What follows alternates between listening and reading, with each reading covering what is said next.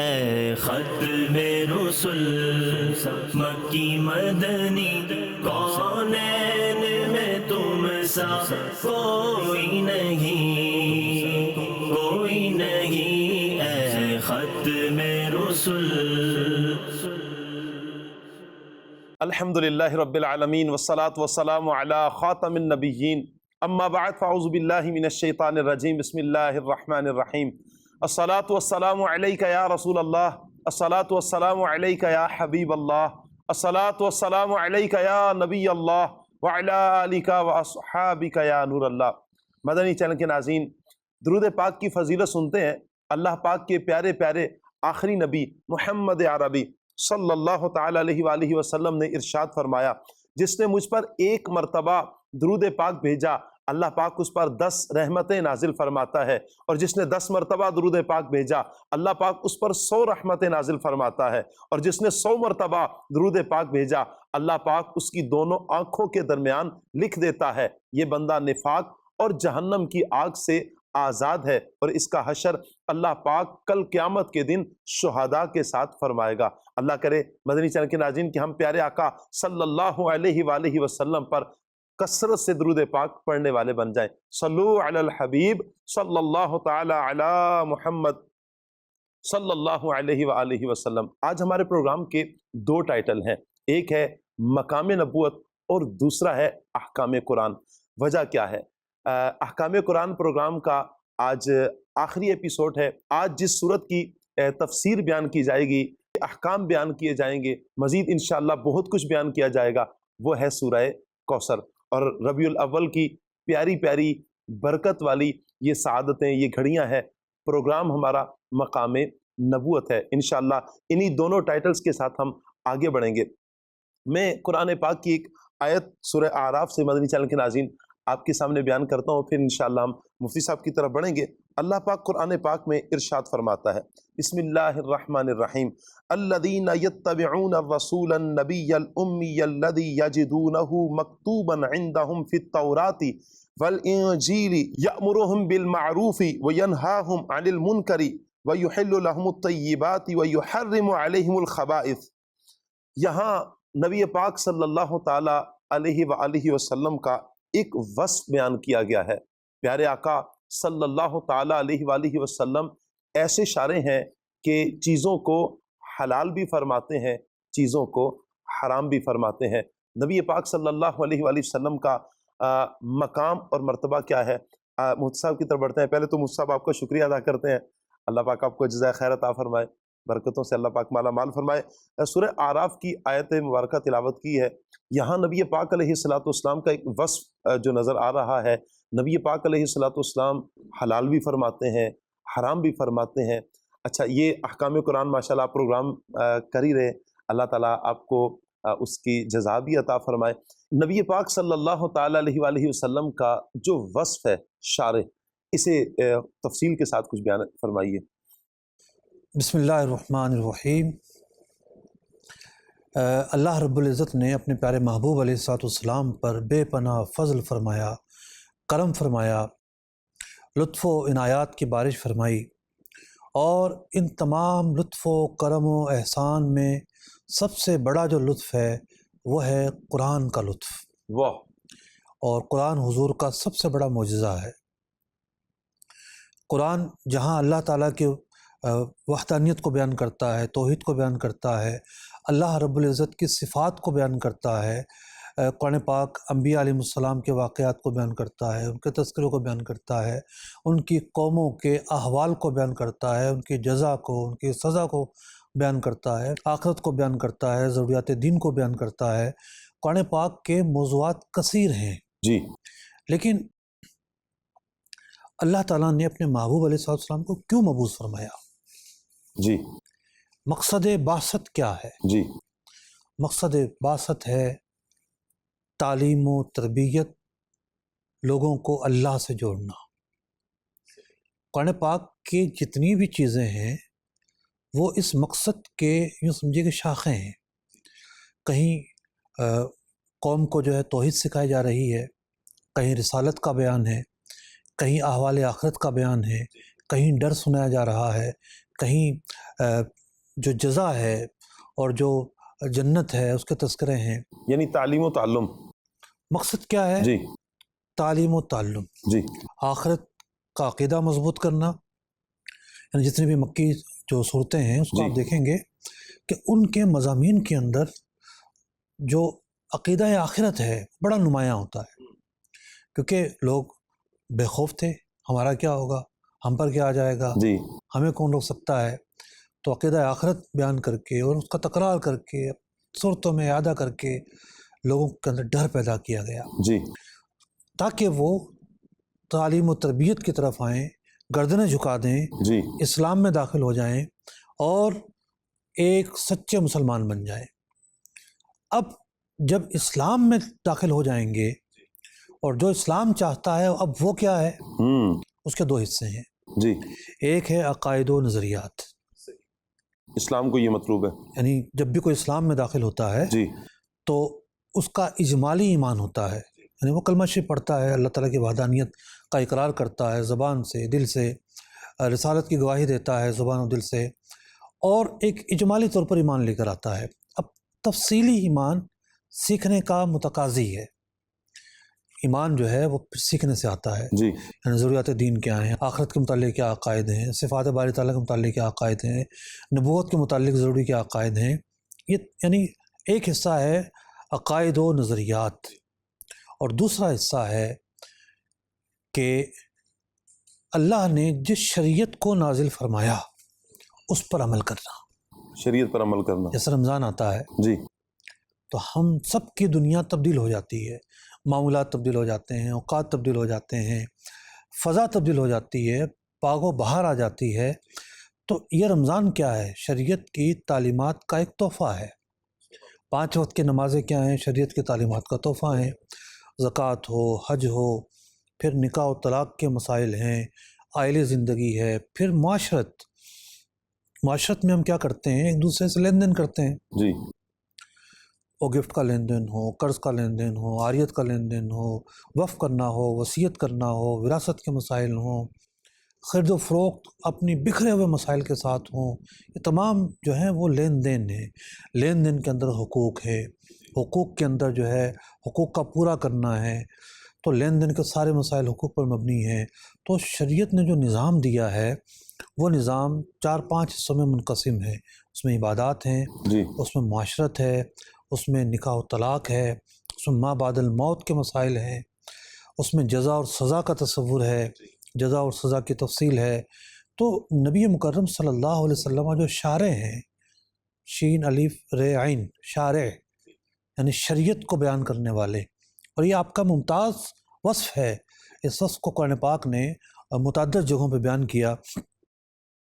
وما آتاکم الرسول فخذوہ، یہ محبوب علیہ السلام جو تمہیں دیں تم لے لو. تو آپ چیزوں کو حلال فرمائیں، حرام فرمائیں، اس پر عمل کرنا ہے. ایک جگہ ارشاد فرمایا گیا والذی بعث فی الامیین رسولا منہم، اللہ رب العزت نے جو لوگ علم والے نہیں ہیں ان میں اپنے محبوب کو مبعوث فرمایا. یتلو علیہم آیاتہ ویزکیہم، حضور علیہ السلام اللہ کی آیات پڑھ کر سناتے ہیں، ان کا تزکیہ کرتے ہیں. ویعلمہم الکتاب والحکمہ، کتاب اور حکمت کی تعلیم دیتے ہیں. قرآن کو بھی بیان کرتے ہیں اور خود بھی جو ہے وہ شریعت بیان کرتے ہیں. وَإِنْ كَانُوا مِنْ قَبْلُ لَفِي ضَلَالٍ مُبِينٍ، اور حضور کے آنے سے پہلے تو لوگ گمراہی میں تھے. آپ نے روشنی عطا کی، آپ نے نور عطا کی، آپ نے تہذیب عطا کی، آپ نے تمدن عطا کی، آپ نے نظام عطا فرمایا، معاشرت عطا فرمائی، حقوق عطا فرمائے. کہاں تھے بیٹیوں کے حقوق؟ بیٹیوں کو تو زندہ گاڑ دیا جاتا تھا. آج بھی مکہ مکرمہ میں مسجد الحرام سے باہر نکلیں، ایک پل کے نیچے ایریا ہے، وہاں کوئی تعمیر بھی نہیں ہو پاتی. سنائیے. اچھا، یہ وہ جگہ ہوتی تھی کہ جہاں وہ بیٹیوں کو زندہ درگور کیا کرتے تھے. اللہ مت تہذیبی کی انتہا. اور اسلام آیا تو تہذیب آ گئی، اور آج جو تہذیب کے دعوے دار ہیں ان کے ہاں تو تہذیب ابھی تک نہیں آئی ہے. ابھی کوئی 20-30 سال پہلے کی باتیں ہیں کہ جناب بس میں کوئی سوار ہوتا، ایک گورا اور ایک کالا، ایک سیٹ خالی ہوتی تو کالے کو اس سیٹ پر بیٹھنے کا حق نہیں ہوتا تھا. یعنی گورے اور کالے کی بنیاد پر ترجیح دی جاتی تھی. آج مطلب زیادہ عرصہ نہیں ہوا ہے، 20-30 سال سے 40 سالوں میں یعنی ذات پات کو دیکھا جاتا ہے. ذات پات کو نہ جانے کیا کیا نظام دنیا میں رائج ہیں، استحصال کا نظام رائج ہے، اور انسانی جو حقوق ہیں اس کی عزت کی پامالی ہے.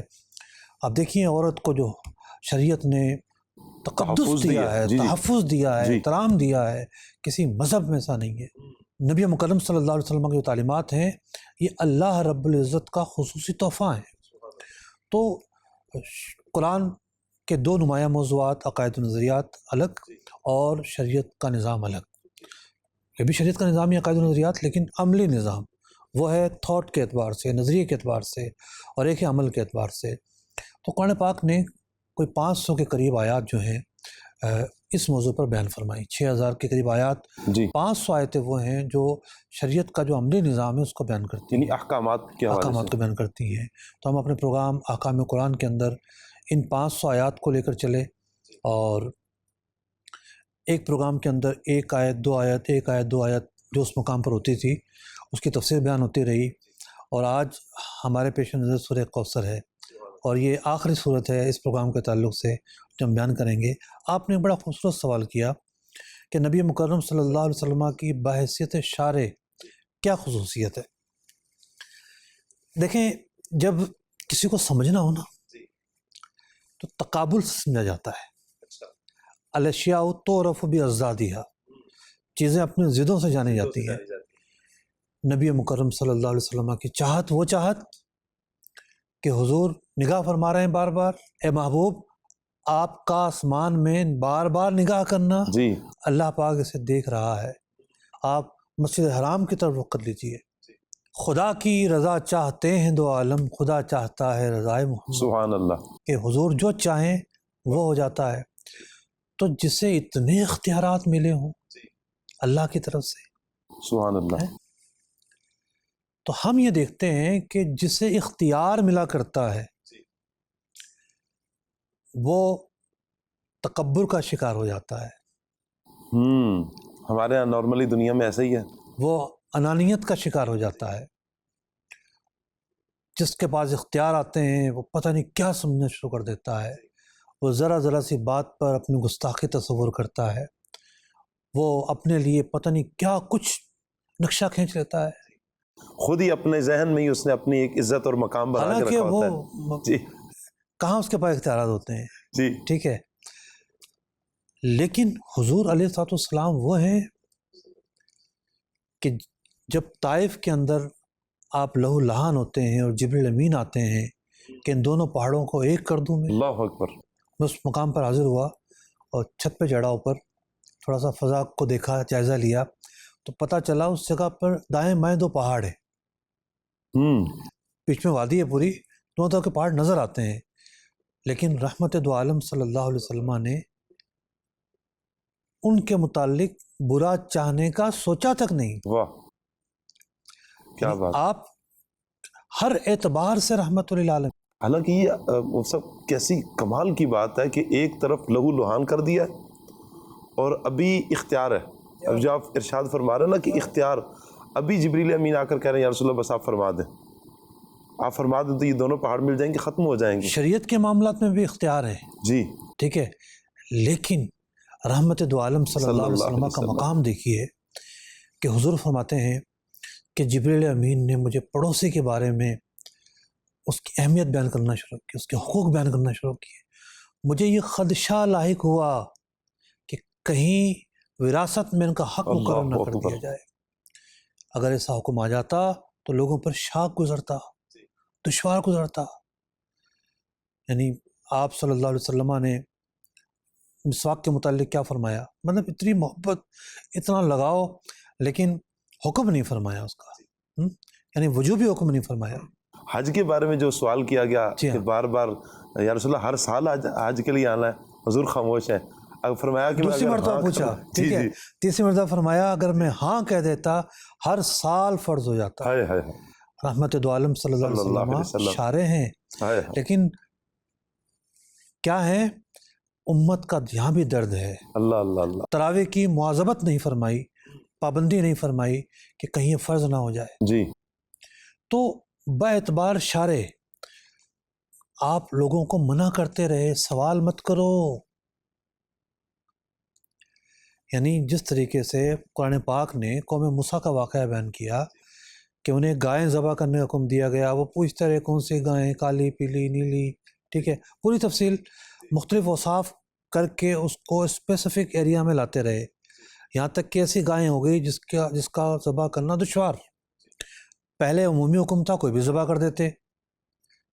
تو شریعت جب نازل ہو رہی تھی، قرآن جب نازل ہو رہا تھا، تو نبی پاک صلی اللہ علیہ وسلم کی طرف سے یہ حکم تھا صحابہ کو کہ بلا وجہ سوال نہ کرو.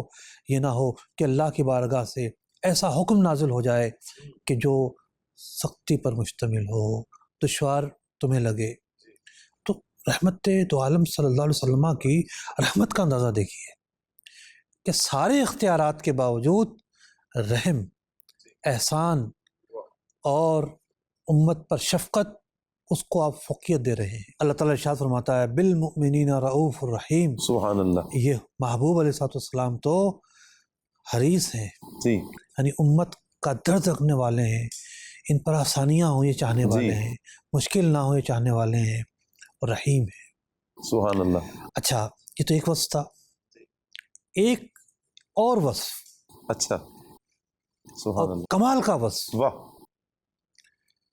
صحابہ اکرام جب سوال پوچھتے تو آپ نے یہ بھی ارشاد فرمایا ما سکت عنہ، کہ اللہ نے جو احکام بیان نہیں فرمائے وہ تم پر معاف ہیں. تو اباحت جو ہے اس شریعت مطہرہ کی ایسی پیاری خصوصیت ہے کہ اللہ نے جن چیزوں کو بیان نہیں فرمایا، نبی پاک صلی اللہ علیہ وسلم نے جن چیزوں کو بیان نہیں فرمایا، وہ معاف ہیں. اس کے بارے میں سوال نہ کرو. اب اس کی دو جہتیں ہیں جی. کہ اس میں رخصت کا پہلو موجود ہے. جی. بھئی کوئی شخص سمجھتا ہے کہ میں رات کو 100 نوافل پڑھوں، پڑھ لے بھائی، شریعت میں تو اس کا حکم نہیں آیا. اگر کوئی نہیں پڑھے گا تو گناہ گار بھی نہیں ہے. صحیح. کوئی پڑھنا چاہتا ہے تو پڑھ لے. ٹھیک ہے.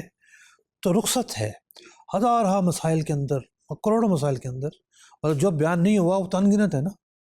مطلب پیارے آقا علیہ السلام کے دور میں صحابہ کرام تھے، ان لوگوں سے لے کر قیامت تک جتنے لوگ آئیں گے تمام کے لیے وہ جو رخصت کا فائدہ ہے کتنا عظیم فائدہ ہے. سبحان اللہ. اور دوسری بات اور یہ اس میں آسانی کتنی ہے مفتی صاحب؟ آسانی کتنی ہے. اب دیکھیں نا کہ آپ ایسے اشارے کہ لوگوں کو بیان فرما دیا کہ جس کے بارے میں شریعت خاموش ہے، تم پر معاف ہے، وہ چیزیں معاف ہے. یہ رحم ہے، شفقت ہے، اور آپ صلی اللہ علیہ وسلم کی خاص توجہ ہے. کیا بات ہے. دوسری بات یہ ہے کہ بہت سارے احکام میں سے جس کا وقت بیان نہیں ہے، جس کی جگہ بیان نہیں ہے، نوعیت بیان نہیں ہے، تو ان احکام میں آگے کی جو حدود و قیود ہیں اس میں معافی ہے. ایک وہ ہے کہ اصلاً حکم نہیں، اس میں معافی، اور ایک وہ جس میں حدود و قیود اور جگہ اور مقام، اس میں معافی. جیسے درود پاک ہے، درود پاک پڑھنے کا حکم تو دیا گیا، کب پڑھیں، کتنا پڑھیں، کہاں پڑھیں، عام حکم ہے. کوئی بھی شخص درود پاک پڑھنے کو منع نہیں کر سکتا کہ اس موقع پہ نہ پڑھو. وہ شریعت میں اضافے کا باعث بنے گا، زیادتی کا باعث بنے گا، ایسا حکم لگائے گا کہ جو شریعت نے نہیں لگایا. شریعت میں اصل موجود ہے کہ نیک کام سے پہلے درود پاک پڑھا جائے. اصل موجود ہے کہ جو دعا دو درودوں کے درمیان ہوتی ہے اسے مقبولیت حاصل ہوتی ہے. اصل موجود ہے. تو اب کوئی بسم اللہ پڑھتا ہے، بسم اللہ کی اصل موجود ہے، نیک کام سے پہلے، جائز کام سے پہلے بسم اللہ پڑھنے کی، اور درود پاک خیر و برکت کے تعلق سے اس کی اصل موجود ہے. اور کوئی اذان سے پہلے پڑھتا ہے، یہ کہنے کا کسی کو حق نہیں ہے کہ حضور کے زمانے میں نہیں تھا، کیونکہ شریعت نے بیان کر دیا کہ جن چیزوں پر خاموشی ہو اس میں اباحت ہے، جواز ہے. اور درود پاک کا حکم تو ہے، لیکن کوئی یہ کہے کہ اذان سے پہلے نہ پڑھو تو وہ زیادتی کرے گا، زیادتی کرے گا، وہ قرآن کے حکم پر اضافہ کرے گا. اللہ اکبر. منع کر رہا ہے. وہ منع کرنا تو انبیاء کا کام یعنی ہے. شریعت نے منع نہیں کیا، یہ منع کر رہا انبیاء کا کام ہے. جی. کیسے منع کر سکتا ہے؟ اصل موجود ہے تو درود پاک کوئی اذان کا حصہ نہیں بن جاتا. بعض لوگوں کو بخار چڑھاتا ہے، حصہ بن جائے گا نا مفتی صاحب، نہیں، کھڑا ہوگا کوئی اور بخار چڑھاتا ہے، اچھا لو جی اذان کا حصہ بن جائے گا. ارے میاں بچے کو ہم قرآن پاک سکھاتے ہیں، قاعدہ پڑھاتے ہیں، بولتے ہیں بیٹا پڑھو بسم اللہ، اعوذ باللہ من الشیطان الرجیم، بسم اللہ الرحمن الرحیم، قل هو اللہ احد. تو کیا تعوذ یعنی اعوذ باللہ جو ہے کوئی پڑھے اگر سورت سے پہلے تو کیا سورہ اخلاص کا حصہ بن جائے گا؟ وہ آداب بھی تو کوئی چیز ہوتے ہیں نا، آداب بھی کوئی چیز ہوتے ہیں. ہم نماز سے پہلے وضو کرتے ہیں، وضو نماز کا حصہ نہیں ہے، آداب میں شامل ہے. نماز کے تو فرض ہے، یعنی پاکیزگی کا ادب ہے وہ. تو بات یہ ہے، صدیوں سے ویسے اگر نہیں ملا تو آگے بھی نہیں ملے گا. مصعب کیا کہتے ہیں؟ بات ہے نیت پر. جی دیکھیں میں ایک مثال عرض کروں. جی جب ہم سجدہ کرتے ہیں جی مسجد میں، ہمارے سامنے کوئی نہ کوئی بندہ کھڑا ہوتا ہے. کوئی بدبخت کہہ سکتا ہے نا انسان کو سجدہ کیا ہے، معاذ اللہ. دیکھو سجدہ کیا، سامنے بندہ کھڑا ہوا تھا. جیسے مزار پہ حکم لگا دیتے ہیں. مسجد بنی ہوئی ہے قریب، دیوار بیچ میں ہے، ٹھیک ہے نا، اور کوئی نماز پڑھ رہا ہے، اللہ کی بارگاہ میں سجدہ ریز ہے، اور قبر کو کر رہے ہیں، تو کل کو آپ مسجد میں کہہ دیں گے کہ بندے کو کر رہے ہیں. تو چیزوں میں جو حد فاصل ہے وہ برقرار رکھنا ضروری ہے. حد فاصل اگر برقرار نہیں رکھیں گے تو مسلمانوں پر تہمت لگائیں گے آپ، تہمتیں لگیں گی. مسلمانوں کو کہاں تک پہنچائیں گے آپ. تو بعض اوقات اپنے دعوے ہوتے ہیں، ان دعووں کو لے کے پتہ نہیں کیا سے کیا بیان کر دیا جاتا لیکن ہے. اصل مفصل جو آپ ارشاد فرما رہے ہیں، آپ بہت پیاری بات ارشاد فرما رہے ہیں، اصول کی بات فرما رہے ہیں جو شریعت نے اصول ہمیں دی ہیں. لیکن بعض اوقات ہوتا ہے نہیں بھائی ہمیں تو صرف بخاری سے یا مسلم شریف سے آپ حدیث نکال کر دے دیں. کیا کریں ایسے افراد کا علاج کیا ہم کریں؟ نکال کے دیں گے، اللہ نے چاہا تو نکال کے دیں گے، نکال کے دیں گے بالکل نکال انشاءاللہ. کے دیں گے. کیا بات ہے مصعب. کوئی مسئلہ ایسا نہیں ہے جو بخاری اور مسلم میں نہ ہو. نظر چاہیے، ٹھیک ہے، ہاں نظر چاہیے. اب دیکھیے نا لوگ حدیث کا انکار کرتے ہیں کہ حدیث کہاں سے ثابت ہے؟ قرآن پاک کی ایک آیت نے بیان کر دیا، ما آتاکم الرسول فخذوہ، رسول جو تمہیں دے تم لے لو، ٹھیک ہے. کوئی کہے گا بھائی رفع دین کی ممانعت کی حدیث کہاں ہے بخاری مسلم میں؟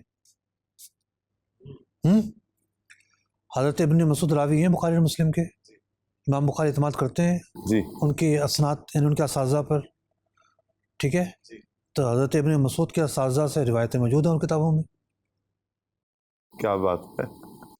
ٹھیک ہے، نظر چاہیے ویسے. نظر چاہیے، بالکل. ٹھیک ہے، ہم وہاں سے بھی دکھائیں گے انشاءاللہ. ماشاءاللہ. تو بات یہ چل رہی تھی کہ نبی مکرم صلی اللہ علیہ وسلم شارع ہیں، شریعت آپ پر نازل ہوئی ہے. شریعت آپ کے جو اوصاف ہیں ان اوصاف میں ایک ایسا تمغہ ہے، ایک حسین سورج ہے کہ جو آب و تاب سے چمک رہا ہے. اس شریعت میں جو آسانیاں تھیں پہلے شریعت میں کہاں تھیں؟ کسی شریعت میں ایسی آسانیاں نہیں جو ہماری شریعت میں نازل ہوئی. بے شک. اس شریعت نے جو ہے وہ نبی پاک صلی اللہ علیہ وسلم کے لطف و کرم اور رحم کی بنیاد پر جو آسان حکم بیان فرمائے. شریعت میں مفصل آسانیاں پہلے بھی شریعت تو تھی، ہماری شریعت میں کچھ فرق ہوگا، پہلے کچھ کوئی چیز آسانیاں ناپاک ہوگی. ہو جاتی تھی تو جلانے کا حکم تھا، ہاتھ دھونے کا حکم ہے. پہلے کوئی گناہ کرتا تھا، ایسی امتیں بھی گزری ہیں، اس کے دروازے پر ظاہر ہو جاتا تھا اس نے فلاں گناہ کیا ہے، آج ظاہر نہیں ہوتا. ٹھیک ہے،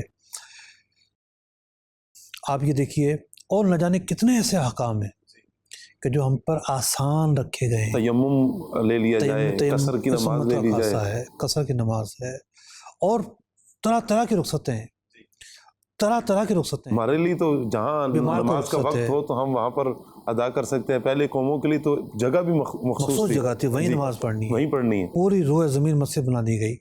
تو اس شریعت کے جو امتیازات ہیں وہ ایک جداگانہ. تو نبی پاک صلی اللہ علیہ وسلم کے وصف شارع کہ آپ شریعت کو بیان کرنے والے ہیں، شریعت کے احکام کو نافذ کرنے والے ہیں، شریعت کے احکام کو جو ہے وہ حکم دینے والے ہیں، صرف اس وصف کو لیا جائے تو کتابیں بھری جا سکتی ہیں. سبحان اللہ. تو قرآن جو ہے، قرآن آپ کے اس وصف کو نمایاں کرتا ہے. سبحان اللہ. قرآن جب احکام بیان کر رہا ہے، قلب مصطفیٰ پر نازل ہو رہا ہے، حضور کی بارگاہ میں سوال کیا جاتا ہے، کبھی حضور کی چاہت ہوتی ہے، کبھی کوئی واقعہ درپیش ہو جاتا ہے اور آپ آیات کا انتظار کرتے ہیں. تو 23 سال کے عرصے میں یہ شریعت کا جو نظام ہے منہج تعلیم بھی عطا کر رہا ہے کہ تعلیم جو ہے وہ قطرہ قطرہ کر کے آتی ہے. علم جو ہے وہ یک بارگی میں نہیں آیا کرتا. علم کی فطرت یہ ہے، فطرت یہ ہے یک بارگی میں بھی آتا ہے، وہ علم لدنی ہوا کرتا ہے. ورنہ تعلیم و تعلم، آپ ٹیچنگ کرنا چاہتے ہیں، کسی کو ٹیچ کرنا چاہتے ہیں، ایجوکیشن دینا چاہتے ہیں، تو ایجوکیشن کا کنسیپٹ یہ ہے کہ وہ تھوڑا تھوڑا کر آئے گا. اس کی ایک بنیادیں بنے گی. ایک بنیاد استاد سکھائے گا، وہ پچھلی باتوں کے لیے بنیاد بنے گی، پھر اگلی باتوں کے لیے بنیاد بنے گی، اور یوں ایک سیڑھی چڑھتا چلا جائے گا. تو 23 سال کے عرصے میں قرآن نازل ہوا، اور قرآن تکمیل کو پہنچا. الیوم اکملت لکم دینکم، جب یہ آیت نازل ہوئی تو یہودیوں نے حضرت عمر فاروق سے کیا کہا، ہم پر اگر یہ آیت نازل ہوتی ہم اس دن کو عید کے دن کے طور پر مناتے. تو سیدنا عمر فاروق نے فرمایا کہ ہم اس کو 2 عید کے طور پر منا رہے ہیں. خلاصہ اس کا یہ تھا کہ آج جو ہے وہ عرفہ کا دن ہے، اور آج جمعے کا دن بھی ہے. سبحان اللہ. یعنی عرفہ کا دن اللہ تعالیٰ کی طرف سے انعامات اکرامات نازل ہونے کا دن، حاجیوں کی بخشش کا دن. تو آج عرفہ کا دن ہمارے لیے عید کا دن، اور جمعہ کا دن جو ہے وہ بھی عید کا دن ہے. تو آپ نے جواب دے دیا کہ ہم تو 2 عیدیں منا رہے ہیں، اور آپ نے کنسیپٹ بھی بیان کر دیا کہ عید جو ہے وہ خوشی کو کہتے ہیں. ہاں جی عید مناتے ہو تو نمازیں پڑھ لو. یہ بات سیدنا عمر فاروق رضی اللہ عنہ نظر نہیں آئی؟ ٹھیک ہے کہ عید کیسے کہہ دیا آپ نے؟ ٹھیک ہے، عرفہ کو جمعہ آ جائے تو جمعہ نہیں پڑھتے.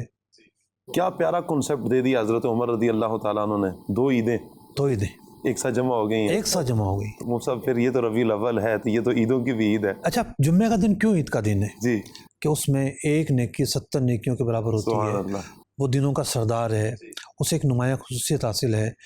تو کیا حضور علیہ الصلوۃ والسلام سے بڑھ کر خصوصیت ہوتی؟ مولانا حسن رضا خان صاحب حج کرنے گئے، اور حج تھا پیر کے دن. ہوتا ہے دل میں حسرت ہوتی ہے، جمعے کا ہوتا تو حج اکبر ہوتا. تو اب وہ اپنے دل کی اس تشنگی کو عشق و محبت کے انداز میں کیسے بیان کر رہے ہیں. فرماتے ہیں ہوا ہے پیر کا حج، کہ میں نے پیر کے دن حج کیا ہے. پیر نے جن سے شرف پایا، کہ پیر کے دن کو حضور نے شرف عطا فرمایا ہے. یوم الاثنین، پیر کا دن، آپ کی ولادت پیر کو ہوئی، اور ہر یوم، ہر ساتھ، ہر گھڑی کو آپ نے شرف عطا فرمایا. کیا بات ہے کہ یہ زمانہ حضور کا زمانہ ہے. سبحان اللہ. بلکہ یہ زمانہ کیا، جی کنتو نبی و آدم بین الماء والطین، سبحان اللہ. میں اس وقت بھی نبی تھا جب آدم مٹی اور گارے کے درمیان تھے. اور حدیث جابر کیا کہتی ہے کہ اللہ نے سب سے پہلے آپ کے نور کو پیدا کیا. تو ہر زمانے نے حضور سے شرف پایا ہے، سبحان اللہ. بلا شبہ شرف پایا ہے. تو آپ فرماتے ہیں ہوا ہے پیر کا حج، پیر نے جن سے شرف پایا، انہی کے فضل سے دن جمعہ کا ہر دن سے بہتر ہے. سبحان اللہ. انہی کے فضل سے واہ. دن جمعہ کا ہر دن سے بہتر ہے. تو جمعہ کو جو فضل حاصل ہوا وہ حضور کے صدقے میں ہے. تو بات یہ ہے کہ یہ عید اور یہ خوشیاں اور یہ رانائیاں اور یہ باغ و بہار اور یہ ہماری ہر چاہت، سب کی سب حضور پر قربان ہیں. پیارے آقا علیہ السلام کے احترام میں، آپ کے تقدس میں، آپ کی ذات پر قربان ہیں. تو جب ہر شے، ہر نعمت حضور کا صدقہ ہے، تو پھر حضور نعمت کبریٰ ہوئے. اور اس میں کسی کا اختلاف نہیں ہے کہ حضور نعمت کبریٰ ہیں، اللہ کی سب سے بڑی نعمت ہے. سبحان اللہ. تو جب حضور اللہ کی سب سے بڑی نعمت ہے، تو اللہ تعالیٰ ہی فرماتا ہے وَأَمَّا بِنِعْمَةِ رَبِّكَ فَحَدِّثْ، سبحان اللہ. اللہ کی جو نعمتیں ہیں اس کا چرچا کرو، سبحان اس کو اللہ. بیان کرو. کیا بات ہے. سبحان اللہ. نبی پاک صلی اللہ تعالیٰ علیہ وآلہ وسلم کا ذکر سنے، سبحان اللہ، دل جھومتا ہے. اللہ تبارک و تعالیٰ مجھ سب کو برکتیں عطا فرمائے. بڑے زبردست طریقے سے، زبردست انداز میں مفتی صاحب نے نبی پاک صلی اللہ علیہ وآلہ وسلم کا مقام بیان کیا ہے. مفتی صاحب، ہمارا جو ٹاپک تھا آج بالخصوص سورہ کوثر کے حوالے سے آج آپ نے بیان فرمانا تھا. جی ہم نے 2 پروگراموں کو ملا دیا ہے، ٹھیک ہے.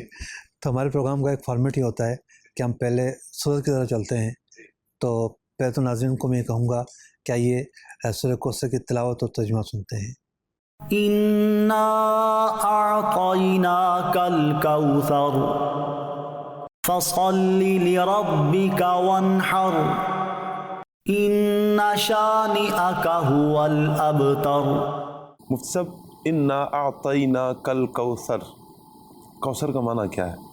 لفظ کوثر جو ہے وہ قرآن کے عجائبات میں سے ہے، عجائبات میں سے ایک لفظ ہے نا، جی ایک لفظ ہے، لیکن اپنے اندر سمندر کا معنی رکھتے ہیں۔ واہ، سمندر جیسی وسعت، گہرائی، اور سمندر میں جو موجیں اٹھ رہی ہیں، ٹھیک ہے نا، تو جب اس لفظ کی طرف جاتے ہیں تو خیالات کی ایک موجیں اٹھ رہی ہوتی ہیں، اور وہ لفظ اگر حضور کا وصف بنے تو آپ اندازہ لگائیے کہ پھر جو ہے اوصاف کی موجیں ہیں، اوصاف کی وسعت ہے۔ تو لفظ کوثر کے کئی معنی کیے گئے ہیں، لیکن ان معنی کا حاصل یہ ہے کہ یہاں خیر کثیر مراد ہے، خیر کثیر، کہ اے محبوب علیہ السلام، اللہ نے آپ کو خیر کثیر عطا فرمایا ہے۔ قرآن جو ہے وہ متاع دنیا کو کہتا ہے قلیل۔ اب بتائیے یہ جو عالم ہے، یہ جو دنیا ہے، اس میں اربوں نہیں، خربوں نہیں، کیا کیا نہیں ہوگا، بہت کچھ ہے، ان گنت، ان گنت چیزیں ہیں، یعنی جسے انسان ہم شمار نہیں کر سکتے، عادتاً نہیں گن سکتا۔ جی عادتاً نہیں گن تو سکتے۔ بات یہ ہے کہ اس سب کو قرآن کہتا ہے قل متاع الدنیا قلیل، قلیل، ہائے ہائے، قلیل ہے۔ اور حضور کو جو وصف عطا کیا، فرمایا انا اعطیناک الکوثر۔ اگر کسی کو شک ہے اس معنی پر، اگر شک ہے تو پھر اللہ کی عطا میں شک ہے۔ معاذ اللہ، اللہ سے بڑھ کر تو کوئی دینے والا نہیں ہے۔ جس بات کو اللہ بطور احسان کے بیان کرے، تمنن کے بیان کرے، اکرام کے بیان کرے، شان کے بیان کرے، اے محبوب ہم نے آپ کو فلاں دیا ہے، فلاں چیز دی ہے، تو وہاں معنی کثرت ہوگا یا معنی قلت ہوگا؟ کثرت ہوگا۔ کیا کوئی یہ سوچ سکتا ہے کہ کوئی سخی جو ہے جی وہ 10 روپے دے کے بولے کہ ہم نے تیرے کو اتنا دے دیا؟ نہیں دے سکتا۔ اگر کوئی جتائے گا، بتائے گا کہ ہم نے تو آپ کے ساتھ یہ کیا، تو اتنا کیا ہوگا جب بھی جتائے گا نا۔ لیکن اللہ سے بڑھ کر کوئی عطا کرنے والا ہے، اور جب اللہ ارشاد فرمائے وہ بھی شان بیان کرنے کے لیے، اے محبوب ہم نے آپ کو کوثر عطا کیا، خیر کثیر عطا کیا، تو اس کثرت کے اندر کتنی وسعت ہو سکتی ہے، سبحان اس اللہ، کا اندازہ لگایا جا سکتا واہ، ہے کہ جب رب فرما رہا ہے کیا بات ہے۔ تو خیر کثیر اللہ نے حضور علیہ السلام کو عطا کیا۔ اعلیٰ حضرت علیہ رحمہ کی جو حص ہے، آپ تو مداح حضور ہیں نا، سبحان اللہ، جی اس جی، سے مداح جو ہے کیا بات ہے، وہ پھڑک اٹھتی ہے، واہ واہ واہ، اور آپ جوش میں آ جاتے ہیں اور فرماتے ہیں میرے محبوب کو اللہ نے کیا نہیں دیا؟ سچی بات سکھاتے یہ ہیں، سیدھی راہ چلاتے یہ ہیں، آپ ہادی بھی ہیں، مہدی بھی ہیں، اس امت کے رہنما ہیں، تو سچی بات سکھاتے یہ ہیں، سیدھی راہ چلاتے یہ ہیں، رب ہے معطی یہ ہیں قاسم، رزق اس کا ہے کھلاتے یہ ہیں۔ بخاری شریف میں حدیث ہے کہ میرا رب دیتا ہے اور میں تو تقسیم کرنے والا سبحان ہوں۔ اللہ، ان کے ہاتھ بندھے ہوئے نہیں ہیں، اللہ نے ان کے ہاتھ کھول کے رکھے ہیں، سبحان اللہ، اپنے محبوب کے ہاتھوں میں خزانے عطا کیے ہیں۔ پانی کم ہو جائے تو ان ہاتھوں سے وہ آبشاریں نکلتی ہیں سبحان اللہ، کہ جو دریا بہا دیتی ہیں۔ کیا بات ہے، حضور فرمائے کہ میں چاہوں تو یہ عہد جو ہے وہ سونا بن جائے، ٹھیک ہے، تو فرمایا اوتی تو مفاتیح خزائن الارض، اللہ نے مجھے زمین کے خزانے عطا کیے ہیں۔ تو رب ہے معطی یہ ہیں قاسم، رزق اس کا ہے کھلاتے یہ ہیں، انا اعطیناک الکوثر، انا اعطیناک الکوثر، ساری کثرت پاتے یہ ہیں۔ اللہ نے اپنے محبوب علیہ السلام کے لیے کچھ چھوڑا ہی نہیں ہے۔ ایک بندے کو مخلوق میں سے سب سے افضل و برتر کو جو دیا جا سکتا تھا اللہ نے سب دے دیا۔ سبحان اللہ، جب کثیر بیان کر دیا تو وہاں کیسے قلت ہوگی. اور اعلیٰ حضرت علماء نے اب یہ کثرت و قلت کا جو معنی ہے کثرت و قلت کے جو الفاظ ہیں، تو اس کثرت و قلت کے الفاظ کے اندر جو ایک تقابل ہے، جو ایک تضاد ہے، ٹھیک ہے، اعلیٰ حضرت علماء نے ان دو الفاظوں کو لے کر ایک اتنا خوبصورت معنی بیان کیا. آپ فرماتے ہیں محمد مظہر کامل ہے حق کی شان عزت کا. اللہ تعالیٰ کی صفات، اللہ تعالیٰ رحیم ہے، کریم ہے، رؤوف ہے. اللہ تعالیٰ کی بے شمار صفات، ان صفات کی تجلی ہے نبی مکرم صلی اللہ علیہ وسلم پر. تو محمد مظہر کامل ہے حق کی شان عزت کا، نظر آتا ہے اس کثرت میں کچھ انداز وحدت کا. اب وحدت ایک لفظ ایک میں قلت کا معنی بھی ہے اور لفظ ایک میں یکتائی کا معنی بھی ہے. کیا بات ہے کہ اس کے سوا کوئی نہیں. واہ واہ واہ، سبحان اللہ. کہ حضور اکرم علیہ السلام کو اللہ نے خیر کثیر عطا کیا. سب سے بڑھ کر اوصاف آپ کے، سب سے بڑھ کر حسین آپ، سب سے بڑھ کر بہادر آپ، سب سے بڑھ کر جواد آپ، سب سے بڑھ کر رؤوف آپ، سب سے بڑھ کر رحیم آپ، رؤوف آپ. اللہ تعالیٰ نے سب سے بڑھ کر آپ کی شان بڑھائی، آپ کو اکرام انعامات نہ جانے کیا کیا کمال و خوبیاں عطا فرمائی. آپ کی خلقت میں، آپ کے اخلاق میں، آپ کے اوصاف میں جو تنوع ہے، کسی نبی کو ایسا تنوع جو ہے وہ اللہ نے نہ دیا. تو حضور علیہ السلام کی ذات میں کثرت ہی کثرت ہے، کثرت ہی کثرت ہے. یعنی ہر صفت میں، ہر وصف میں، ہر کمال میں ہر کثرت. کمال میں کثرت ہے. کیا بات ایک ہے. موضوع کو لیجئے اور اس موضوع کو اٹھائیے. آپ یوں سمجھیے کہ محبت والوں کی اور محبت سے دور لوگوں کی کے درمیان دو فرق ہوتے ہیں. ایک فرق یہ ہوتا ہے کہ جس دل کے اندر محبت ہوتی ہے نا حضور کی، زیادہ محبت ہوتی ہے. ایک تو فطری محبت ہر مسلمان کے دل میں زیادہ محبت ہوتی ہے یا بڑھ رہی ہوتی ہے، وہ بندہ آگے جا رہا ہوتا ہے. اس کی نشانی یہ ہوتی ہے کہ یہ حضور کی معرفت اسے زیادہ حاصل ہو رہی ہے، حضور کی پہچان اسے زیادہ حاصل ہو رہی ہے. لا علمی ہوتی ہے نا کہ احادیث بھری ہوئی ہے، قل کہہ کے اپنی بات بھی لب سے تیرے سنی. شاعر تو کہتے ہیں کہ قرآن کی ہر آیت حضور کا وصف بیان کر رہی ہے. کسی کے ذہن میں یہ آیا ہو کہ سورہ اخلاص میں کہاں ہے یہ بات، تو اللہ نے کیا فرمایا، قل، اے محبوب آپ فرمائیے فرما دیجیے یہ اللہ کے اوصاف ہیں. اپنی بات بھی لب سے تیرے سنی. ٹھیک ہے، تو قرآن کی ہر آیت حضور کا وصف. جی. حضرت عائشہ رضی اللہ تعالیٰ عنہ کی روایت، جب ان سے پوچھا گیا حضور کے اخلاق کے بارے میں، آپ نے فرمایا کہ حضور کا اخلاق قرآن ہے. جی. اور احادیث کو دیکھیے، حدیث کس چیز کا نام ہے، حال مصطفیٰ کا، قال مصطفیٰ کا، اوصاف مصطفیٰ کا. یہ 3 لاکھ سے زیادہ احادیث کیا ہیں، حضور علیہ السلام کی شان کو بیان کر رہی ہیں. اور اگر حدیث میں ایک جملہ بھی ہو، وہ ایک جملہ بھی اپنے اندر معانی کا سمندر لیے ہوئے ہے. تو بات یہ ہے کہ جو جتنا پڑھتا ہے اس کی محبت اتنی بڑھتی ہے، اتنی بڑھتی ہے. اور دوسری ہے توفیق خداوندی.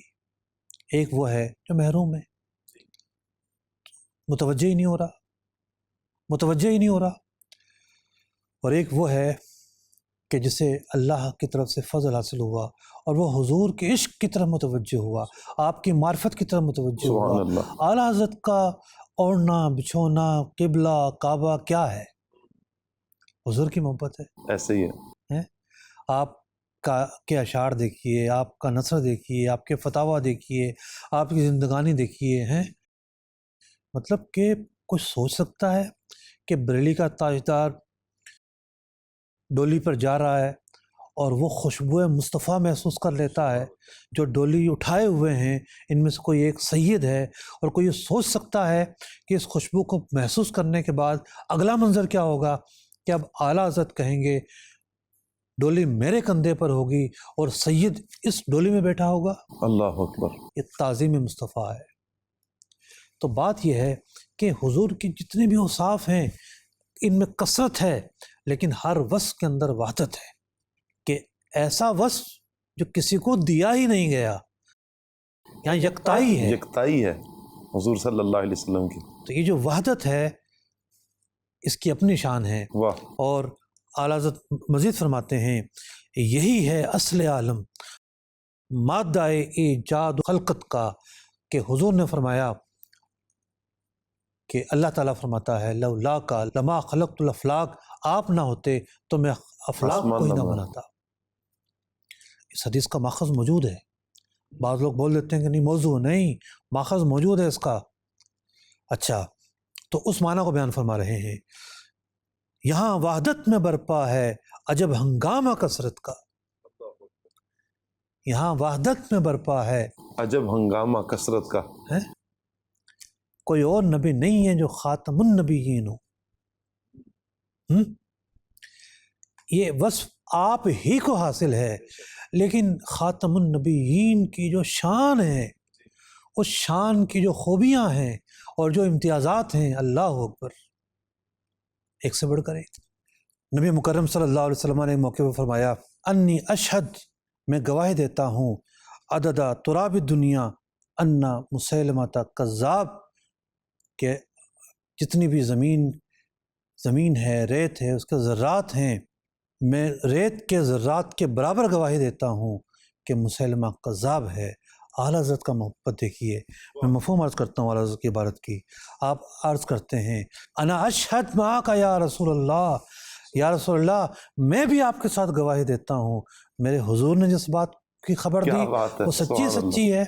جس بات کی آپ نے گواہی دی ہم بھی گواہی دیں گے. کیا بات ہے. یا رسول اللہ میں بھی آپ کے ساتھ گواہی دیتا ہوں، اور زمین کی ریت کے برابر گواہی، آسمان کے ستاروں کے برابر گواہی. ایک مفہوم عرض کر رہا ہوں جو اعلیٰ تعالیٰ رحمٰن نے وہاں پر الفاظ لکھے، ان الفاظوں کی تو اپنی چاشنی ہے کہ ملائکہ ارض و سماوات کے برابر گواہی، کہ میں بھی ان کے برابر گواہی یا ان کو گواہ بنا کر گواہی دیتا ہوں کہ مسلمہ کذاب ہے، کذاب ہے، کذاب ہے. ہم آتے ہیں اپنے موضوع کی طرف. جی. کہ کوثر کے جتنے معنی بیان کیے گئے ان کا خلاصہ یہ ہے کہ نبی پاک صلی اللہ علیہ وسلم کو 3 نمایاں چیزیں دی گئیں. علم کثیر، کثیر کا لفظ چھوٹا لفظ نہیں ہے. اللہ تعالیٰ فرماتا ہے علمہ کا ما لم تکن تعلم، اے محبوب جو آپ نہیں جانتے تھے اللہ نے آپ کو بتا دیا ہے. کتنی وسعتیں ہیں. ایسے ہی علمہ کا ما لم تکن تعلم میں کتنی وسعتیں ہیں. حضور فرماتے ہیں جب میں معراج پر گیا اللہ تعالیٰ نے اپنا ید قدرت میری پشت پر رکھا، اور پھر میرے سینے پر جو انوار آئے اس آپ نے بیان فرمایا کہ میں نے جان لیا ہر اس چیز کو جسے میں نہیں جانتا تھا. سبحان اللہ. اچھا، تو علم کی کتنی وسعتیں ہیں. علم کثیر، عمل کثیر اور شرف کثیر. یہ 3 باتیں جو ہیں وہ اس پوری کثرت کا منتہا ہے. شرف یعنی برتری، فضیلت، آپ کی اولاد کو شرف، آپ کے امتی کو شرف، آپ کو انبیاء پر شرف، آپ کو وہ خصائص، یعنی اگر آپ کو شفاعت ملی اور انبیاء کو بھی شفاعت ملی، لیکن جو آپ کو ملی وہ شفاعت کبریٰ ہے. شفاعت کبریٰ. اور انبیاء بھی نعمت ہیں لیکن آپ نعمت کبریٰ ہیں. تو آپ ہر اعتبار سے برتری رکھتے ہیں، شرف رکھتے ہیں. تو اللہ تعالیٰ نے آپ کو علم کثیر، عمل کثیر اور شرف اعلیٰ عطا فرمایا ہے. اور پھر اس کی مزید بھی تفسیریں ہیں کہ یہ بھی ہے کہ جنت میں ایک نہر کا نام نہر کوثر ہے، اور خود حشر میں، جنت تو بعد میں آئے گی، پہلے حشر برپا ہوگا، تو حشر کے میدان میں بھی ایک حوض ہے جو حوض کوثر ہے، جو اس کا پانی پی لے گا بھوک اور پیاس ختم ہو جائے گی. پھر اگر کھانا کھائے گا تو وہ لذت کے طور پر کھائے گا. تو حضور وہاں تشریف فرما ہوں گے. آپ نے فرمایا کہ تم مجھے کوثر پر تلاش کر لینا، اور فرمایا آپ زمین پر کھڑے ہیں کہ میں کوثر کو دیکھ رہا ہوں، ٹھیک ہے۔ تو بعض نے کہا کہ یہ نہر بھی ہے، حوض بھی ہے، معاملہ کیا ہے؟ تو یہ اسی نہر کا ایک حصہ ہے۔ تو پھر بعض نے مراد یہ لیا کہ اس سے اولاد پاک مراد، بعض نے مراد لیا کہ علماء اور اولیاء اس امت کے مراد۔ تو یوں جو بھی لیں گے وہ سارے کے سارے تو اصل تو حضور ہی کی وجہ سے شرف ملا ہے۔ اگر کوثر کو کوئی شرف حاصل ہے، حوض کوثر کو، تو وہ حضور کی وجہ سے شرف حاصل ہے۔ لیکن مختار یہ ہے کہ علم و عمل و شرف یہ کوثر کا جو ہے ایک خلاصہ ہے۔ سبحان اللہ۔ نبی پاک صلی اللہ تعالیٰ علیہ وآلہ وسلم کی شان پورا قرآن بیان کر رہا ہے، اور سورہ کوثر کی کیا ہی بات ہے۔ آج تو سورہ کوثر میں نبی پاک علیہ الصلاۃ والسلام کو جو کوثر عطا کی گئی، اس کے حوالے سے بھی ہم نے سنا ہے۔ اچھا مفتی صاحب، یہاں پر جو بیان کیا سورہ کوثر، شان مصطفیٰ صلی اللہ علیہ وسلم بیان ہو رہی ہے، اس کا احکام قرآن کی جو آیات آپ لے رہے ہیں، اس سے کیا مطابقت ہے؟ دیکھیے، قرآن پاک کی سب سے مختصر سورۃ مبارکہ ہے، انا اعطیناک الکوثر، تو پہلی آیت ہے۔ اب جو اگلی آیت ہے فصلی لربک وانحر، یہ جو دو احکام یہاں بیان ہوئے ہیں، یہ بنیادی طور پر وہ ربط ہے کہ جو اس آیت کو، جو دوسری آیت ہے، وہ آیات احکام میں شمار کرتا ہے۔ تو چونکہ آگے پیچھے جو آیتیں ہیں ان کو بھی بیان کرنا ضروری ہوتا ہے پس منظر کے لیے۔ تو فصلی لربک وانحر، تو ایک تو یہ کہ چونکہ اے محبوب، چونکہ اللہ نے آپ کو خیر کثیر عطا فرمائی، انعام و اکرام و شرف و منزلت و مرتبہ عطا فرمایا، فصلی، تو آپ شکرانے میں نماز ادا کریں۔ تو یہاں نماز پنجگانہ بھی مراد ہے، ہو سکتی ہیں، اور نماز عید بھی مراد ہے۔ ایک قول یہ کہ نماز عید مراد ہے، اور ایک یہ ہے کہ نوافل مراد ہے۔ اور ونحر، قربانی کیجیے۔ اب قرآن میں قربانی کا تصور کہاں ہے؟ تو ایک قول یہ ہے کہ یہاں حج کی قربانی مراد ہے، اور ایک قول یہ ہے کہ یہاں پر جو عید ہے اس کی قربانی مراد ہے، عید الاضحیٰ کی قربانی۔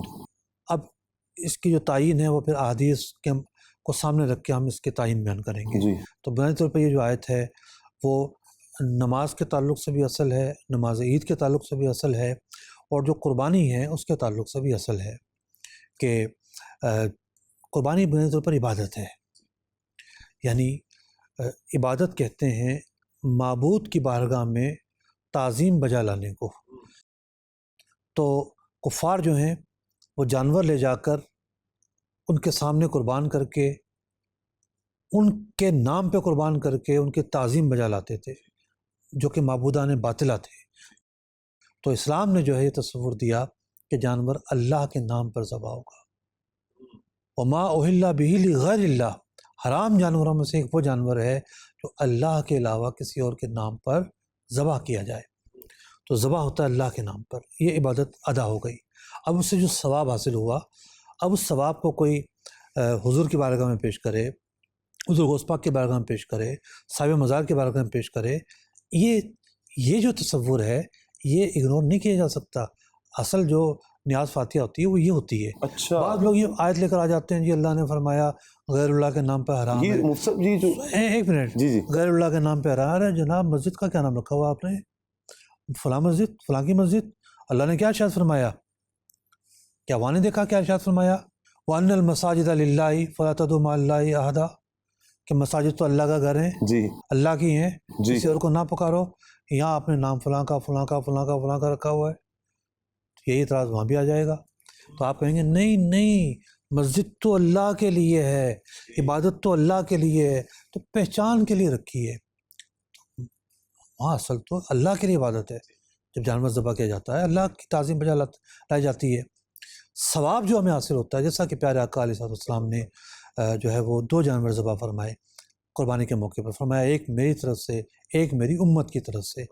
تو یہ ایصال ثواب ہے، یعنی عمل کریں اللہ کے لیے، ثواب حاصل ہو، اس کا ایصال کریں۔ تو چونکہ نماز اور قربانی کا تعلق ہے، نماز بھی عبادت ہے اور قربانی بھی عبادت ہے۔ تو قربانی وہ عبادت ہے کہ جس کے اندر ہم عبادت تو اللہ کی کرتے ہیں اور فائدہ ہمیں پہنچتا ہے۔ یعنی مادی فائدہ، ثواب جو حاصل ہوتا ہے وہ تو ہوتا ہی ہے، لیکن پھر کیا ہے کہ قربانی کا جو گوشت ہے وہ حلال ہے، کھایا جاتا ہے، ٹھیک ہے نا، قربانی کرنے والا بھی کھاتا ہے، دیگر کو بھی کھلایا جاتا ہے، تو یوں بنیادی طور پر قربانی ایک عبادت ہے۔ اسی صورت میں جو آخری آیت ہے ان شانئک هو الابتر، اس کا کیا مطلب ہے؟ دیکھیے قرآن پاک جو نازل ہوا اس کا ایک سیاق ہے، ایک شان نزول ہے، پس منظر ہے۔ اللہ تعالیٰ نے جتنی شان حضور کے بیان کی ہے، ایسا نہیں ہے کہ اتنی ہی ہے، ہر چیز بیان نہیں کی جاتی، یہ بھی ہوتا ہے، جی یہ بھی ہوتا ہے نا۔ جی صدیق اکبر رضی اللہ تعالیٰ عنہ جیسے صحابی رسول، سفر و حضر کے ساتھی، مصاحب رسول، یار غار یار مزار، وہ بھی یہ دعویٰ نہیں کر سکتے کہ میں نے حضور کی ساری معرفت حاصل کر لی۔ یعنی نبی پاک صلی اللہ علیہ وسلم کے جو اوصاف ہیں وہ تو ان گنت ہیں نا۔ جی تو اب جو اوصاف قرآن نے آپ کے بیان کیے، ایک تو تعلیم امت کے لیے ہے کہ حضور علیہ السلام کی عزت، مقام، مرتبے کو سامنے رکھا جائے، اور ایک اس لیے ہے کہ کوئی ایسا موقع آیا ہے، جیسے ولید بن مغیرہ نے جب بکواس کی تو قرآن نے اس کی 10 مذمت نازل فرمائی، تو کفار نے، قریش نے کہا حضور آپ کا تو کوئی بیٹا نہیں ہے، آپ کے شہزادے کا انتقال ہوا، آپ کا تو نام ہی نہیں چلے گا، تو جس کا نام آگے نہ چلے اسے ابتر کہتے ہیں۔ تو اللہ تعالیٰ کیا ارشاد فرماتا ہے، اے محبوب آپ کا دشمن ابتر ہے، اس کا نام نہیں چلے گا۔ حضور کو تو اللہ نے خیر کثیر عطا کی ہے، بے شمار اوصاف عطا کیے ہیں، آپ کا نام تو زمانے بھر زندہ رہے گا، قیامت قائم ہو جائے گی پھر بھی زندہ رہے گا، قیامت کا جو برپا ہونا ہے وہ ختم ہوگا، اور جب جنت میں جائیں گے پھر جا کے اصل حضور کا نام شروع ہوگا۔ یعنی اللہ تعالیٰ نے اپنے محبوب کی جو ہے وہ جو اکرام دکھانا ہے، قیامت کے دن جو انعام دکھانا ہے، تو ابھی تو خبریں ہیں نا، جی اس دن تو عینی مشاہدہ ہوگا، عینی مشاہدہ ہوگا، جی۔ تو ابتر سمجھا تھا حضور کو، تو اللہ تعالیٰ نے سورہ کوثر نازل فرما کر انہیں ابتر قرار دیا۔ اللہ تعالیٰ نبی پاک صلی اللہ علیہ وسلم کے سچے غلامی نصیب فرمائے، اور آپ کے اوصاف مبارکہ کی معرفت نصیب فرمائے۔ اللہ تعالیٰ سے دعا ہے اللہ پاک نبی پاک صلی اللہ علیہ وآلہ وسلم کا مقام نبوت ہمیں صحیح معنوں میں سمجھنے کی توفیق عطا فرمائے، اور احکام قرآن پر عمل کرنے کی توفیق عطا فرمائے، آمین بجاہ خاتم النبیین صلی اللہ علیہ وآلہ وسلم۔ صلو علی الحبیب صلی اللہ تعالی علی محمد صلی اللہ علیہ وآلہ وسلم۔ اے ختم رسل مکی مدنی، کونین میں تم سا کوئی نہیں، کوئی نہیں، اے ختم رسل